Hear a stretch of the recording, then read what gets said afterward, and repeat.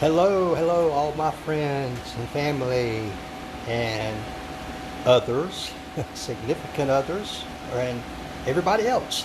Welcome back to Mike's Magic Auto Detailing and Paint Enhancement, Paint Correction, whatever you want to call it. I call it Paint Correction now here in today, which is sunny Sharpsburg, Georgia.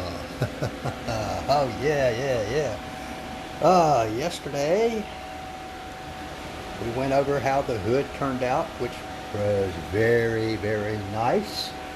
Today we've been on the roof. Some of you may remember the close-ups from that video yesterday. If you didn't, you might want to go back and review that. Oh boy, was it in bad shape. Really bad shape. Scratches and scratches. I've never seen so many scratches on a panel in my whole career. But today, and we'll get to it in a minute, and one thing I wanted to point out to you folks when we take a close look at it here shortly, oh boy.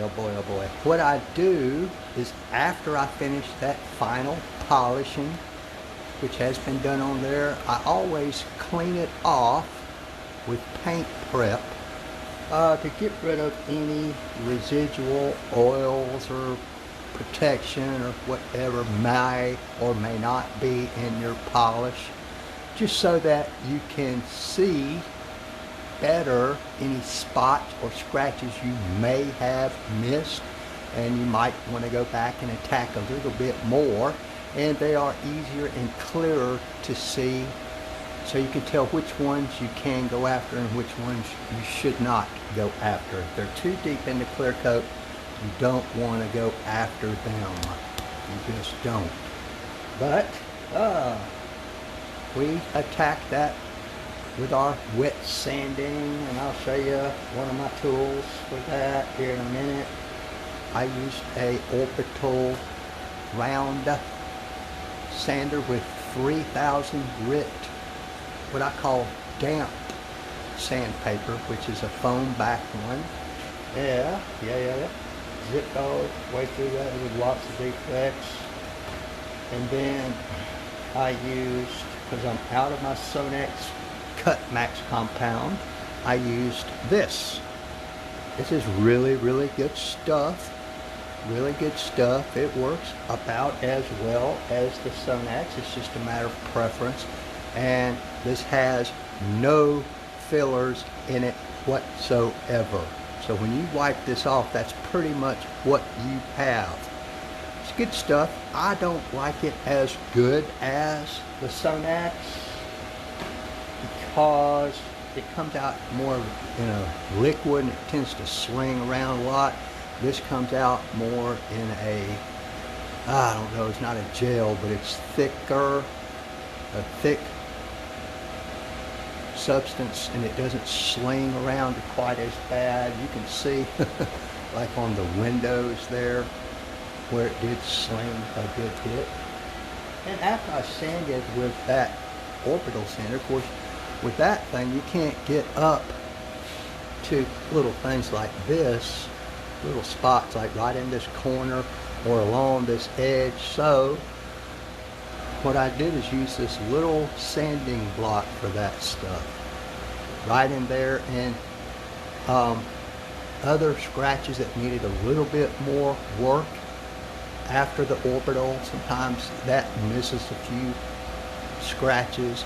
And after I compounded and wiped off and I could see my work, check your work as they say, if there was a scratch or a part of a scratch I felt like I could go after a little bit better, then I would drag out this little thing here, and I believe I've got 1500 or 2000 grit sandpaper on here. It really doesn't matter, and just lightly go after those with this.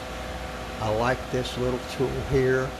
It does keep an even pressure of the scratch, much better than you will ever do with just your hands holding onto a piece of sandpaper. Even if you have a rubber sanding block, something like that. That's what this is, just a little sanding block. It's excellent for edging and just hitting that one scratch, you know, in a little area where you want to get to it.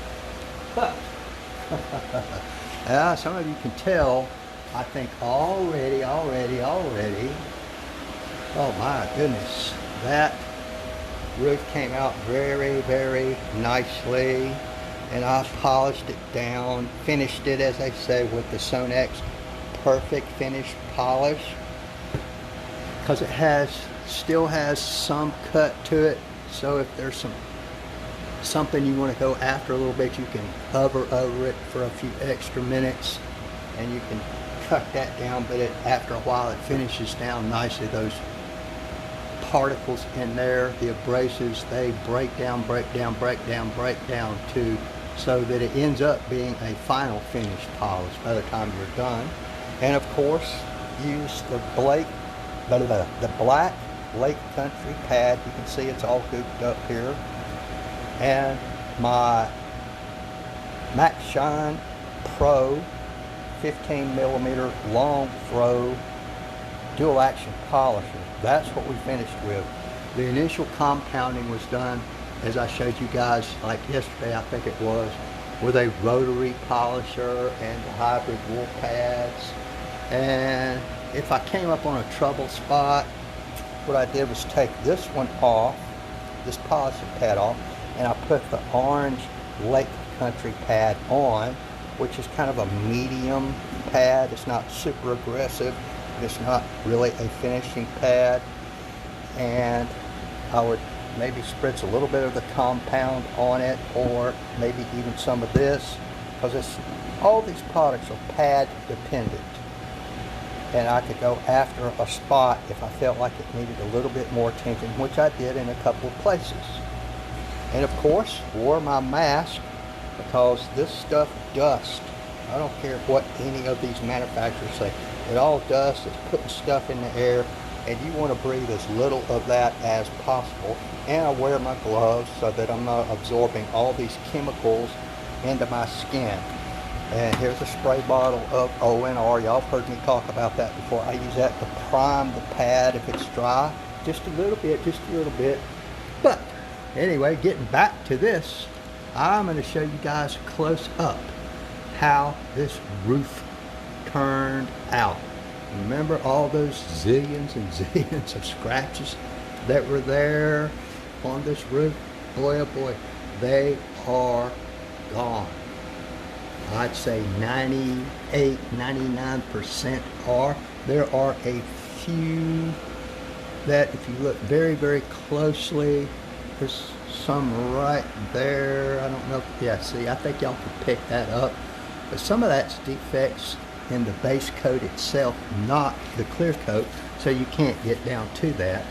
There's a few spots like that, but you know, you can't get it all. As I said before, you can't get perfection sometimes on a paint job that's been around as long as this one must have, and has been really, really, really hammered. If y'all remember those scratches on, I think I was showing you guys, it was on the passenger side.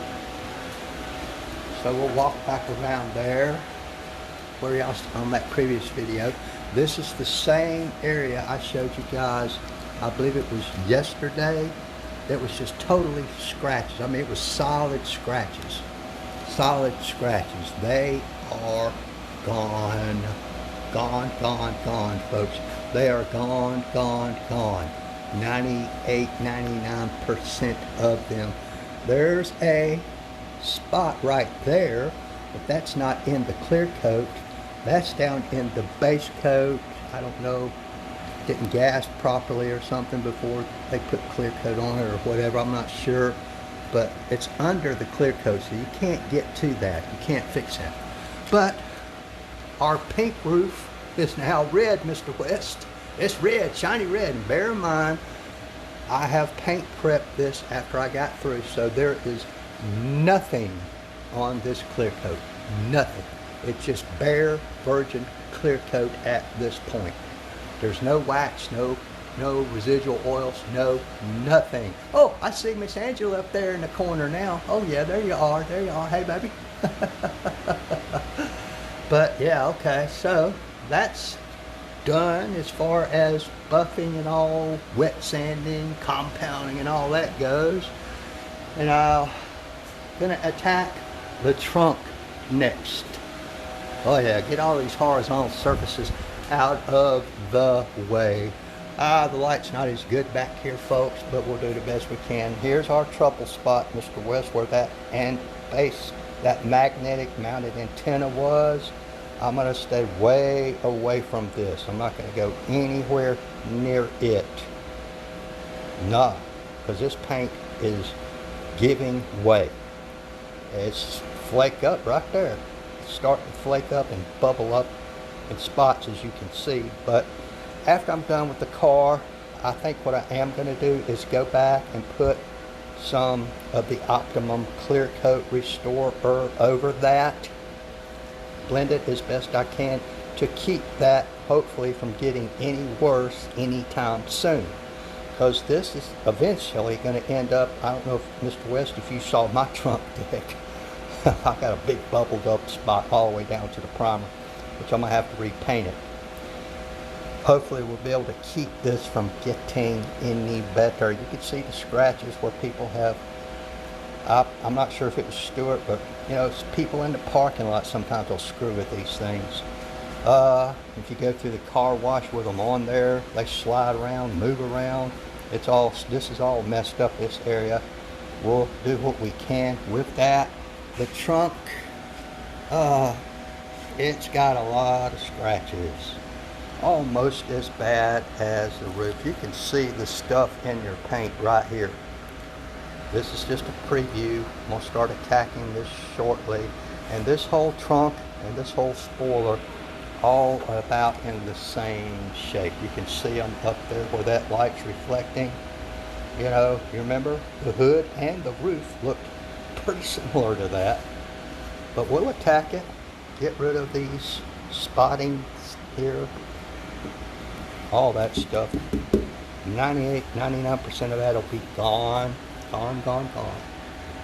But just wanted to jump on here right quick and show you guys, I think that's what they say in New Jersey, isn't it? how it's going here. And we'll have this all spiffy before you know it. Of course, I'm gonna be wet sanding it first, all this. I'll have to get up under there, wet sanding.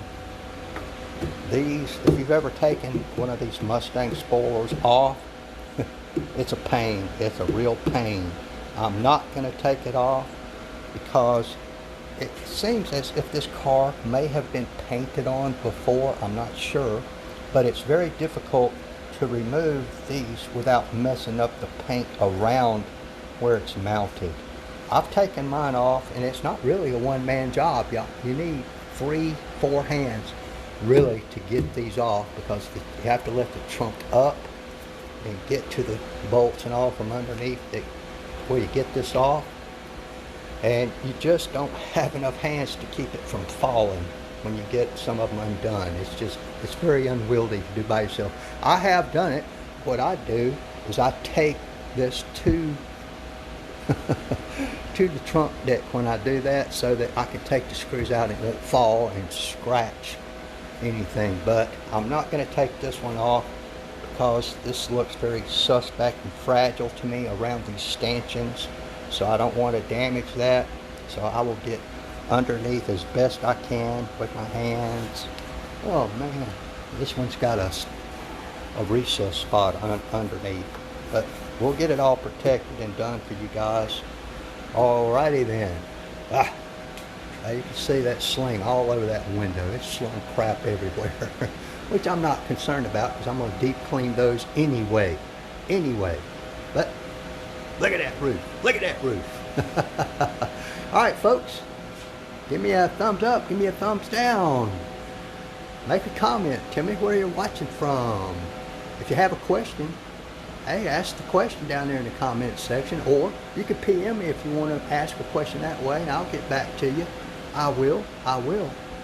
And if you're on YouTube, you might want to consider hitting that subscribe button so that you will be notified of the next segment of this adventure and keep up with everything that's going on in this car.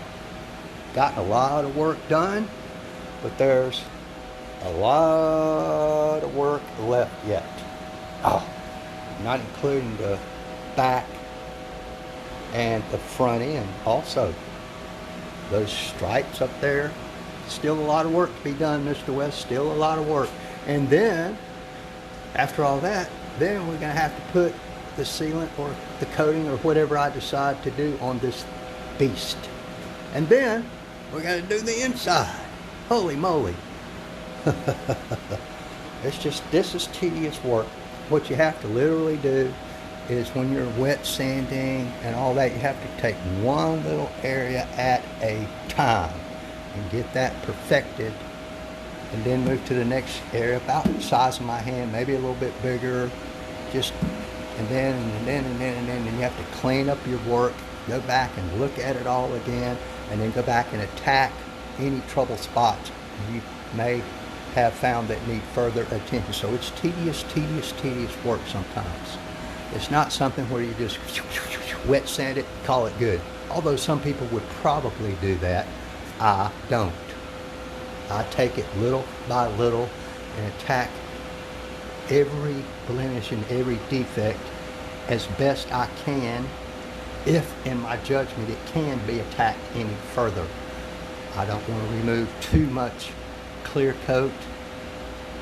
Remove as little as possible. That's always the goal. Preserve as much, because that's where your UV protection comes from, and to some degree whatever coatings, sealants you put on top of the paint help prolong that UVA, UVB protection, but it's not nearly as effective as the clear coat itself. Anyway, all right folks, back to work. Mr. West says we'll stop talking and get back to work, boy. Yes, sir, Mr. Counselor. I'll catch y'all later. Bye, Angela. Bye, baby.